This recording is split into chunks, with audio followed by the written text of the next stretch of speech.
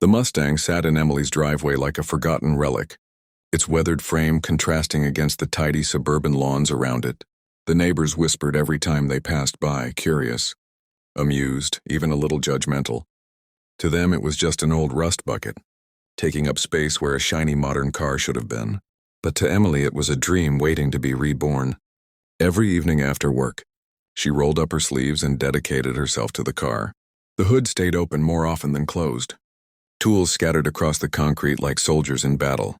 Her hands, once used to typing reports in a neat office, now bore grease stains and tiny cuts. She wore them proudly like badges of honor. With every scrape of sandpaper against rust, every bolt she tightened, Emily felt a connection to the Mustang growing stronger. The car wasn't just metal and parts. It was almost like it had a soul, whispering stories from its past. Sometimes, late at night when the streets were quiet, she sat in the driver's seat, hands gripping the wheel, and imagined herself speeding down an open highway, the wind in her hair and freedom at her fingertips.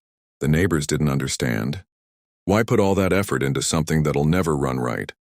Mrs. Klein from next door asked one afternoon, shaking her head as she watered her roses. Emily simply smiled. Because she deserves another chance. We both do. There was something deeply personal in her mission. Emily wasn't just fixing a car, she was fixing herself. After years of feeling trapped in routines, heartbreaks, and disappointments, this Mustang became a symbol of resilience. Every nut she replaced, every layer of paint she stripped away, felt like she was shedding her own broken pieces and finding strength again. One evening, sweat dripping down her forehead, Emily leaned against the fender, staring at the battered frame bathed in the soft orange glow of the setting sun. Her heart swelled with quiet pride. "You're not just a car," she whispered, brushing her hand lovingly across the hood. "You're my future, my freedom, my second chance." The Mustang didn't reply, of course, but in that moment, the way the last light shimmered on its body, it felt alive, like it was listening. Inside her small house, bills piled on the counter and doubts crept into her mind. But when she stepped outside and saw the Mustang waiting in the driveway, she knew she was working toward something bigger than herself. The road ahead was long, full of challenges and frustrations, but Emily didn't care. Piece by piece, she would bring the car back to life.